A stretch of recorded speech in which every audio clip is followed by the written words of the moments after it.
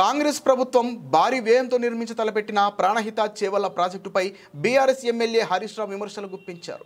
మేడిగడ్డ నుంచి మల్లన్న సాగర్ ప్రాజెక్టు మొత్తం ఖర్చు 84,000 కోట్లు అయితే కేవలం తమ్మిడిహెట్టి నుంచి ఎల్లంపల్లి వరకు చేపట్టే ప్రాణహిత చేవెళ్లకు 35,000 కోట్లు వెచ్చిస్తున్నారని చెప్పారు. 35,000 కోట్లు ఖర్చు చేసి కేవలం 4.47 లక్షల ఎకరాలకు సాగునీరు ఇవ్వాలనే ఆలోచన అద్భుతం, అమోఘమని ఎద్దేవా చేశారు. కాంగ్రెస్ ప్రభుత్వ ఇంజనీరింగ్ నైపుణ్యానికి ఇది మరో నిదర్శనమని ధ్వజమెత్తారు. కాళేశ్వరం ప్రాజెక్టుతో పోల్చితే 3వ వంతు ఖర్చు చేస్తూ 10వ వంతు ఎకరాలకు కూడా నీళ్లు ఇవ్వడని మండిపడ్డారు.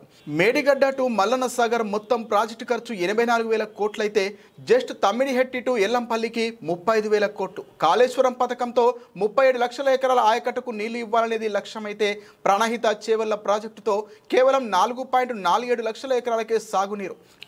కాళేశ్వరంలో నీటి వినియోగం 240 టీఎంసీలు అయితే ప్రాణహిత చేవెళ్లలో 80 టీఎంసీలు మాత్రమే. కాళేశ్వరం ప్రాజెక్టుతో పోల్చితే 3వ వంతు ఖర్చు చేస్తూ 10వ వంతు ఎకరకు కూడా నీళ్లు ఇవ్వరు. 35,000 కోట్లు ఖర్చు చేసి కేవలం 4.47 లక్షల ఎకరాలకు సాగునీరు ఇవ్వాలనే ఆలోచన అద్భుతం, అమోఘం. కాంగ్రెస్ ప్రభుత్వ ఇంజనీరింగ్ నైపుణ్యానికి ఇది మరో నిదర్శనం. ఇది కదా అసలైన మార్పు అంటే అంటూ మాజీ హరీష్ రావు విమర్శలు గుప్పించారు.